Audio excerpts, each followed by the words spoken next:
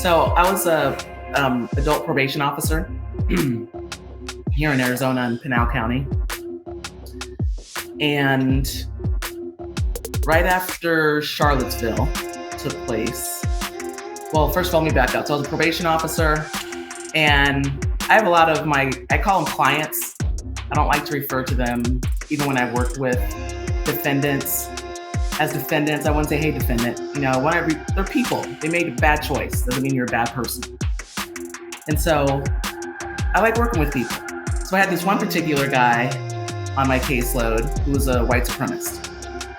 And I got reassigned to his case. Long story short, I went out to his house to meet him, and he had his wife beater on. And I usually would go out by myself to meet my clients because I didn't want people to feel intimidated. Because with probation, you look like SWAT. I have a vest on, I have a gun, all this stuff. So when I want to meet people, I want them to feel, comfortable. Because imagine if two people came to your door saying, hey, I'm your probation officer and I brought somebody with me. I'm going to be defensive. And then he comes out all these tattoos on his legs, swastika on the back of his neck. And he had swastika on his chest, and I saw his hate tattoos. I was like, I'll still meet with him. I'm not here to judge that. That's not my job. My job is to make sure this man makes it through probation if he has the right mindset. So I get out to his house, and he walks out and he looks around and he said, who are you? I said, well, I'm your new probation officer. He said, do you know who I am? Yeah. You read my file? Sure did. He's like, is this a setup? I said, what are you talking about? And I kind of stood back and put my hand on my gun. No, he said, are you by yourself? And I was like, whoa, is everything gonna be okay? I stood back, created some more distance between us, put my hand on my gun.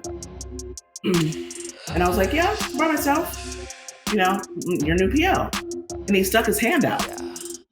He said, I have respect for you. So what are you talking about? Like, okay, why?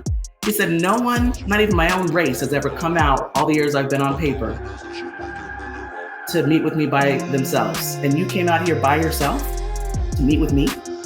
Yep. And that started our relationship. Me as his PO, never had any problems with him. Always respectful. But so we had that relationship. I could go back and forth with him. But he was always respectful. There could have been times I could have revoked his probation, but I worked with him and wanted to create that positive behavioral change. And so we established that relationship. So fast forward, that was in 2007 when I started, right after I started in 2006. So fast forward, Charlottesville happens. And there was a ABC producer that was trying to find somebody getting their hate tattoos covered up. He found, and this time Mike was already living in Colorado. And he went to this tattoo parlor, and Michael, my previous defendant, was getting his swastikas covered up. The ABC producer asked him, why are you doing that? Is it because of Charlottesville? And Mike's like, I don't watch the news. I don't know what's going on. And he's like, well, tell me why you're doing this. And he said, because I had a Black probation officer that believed in me.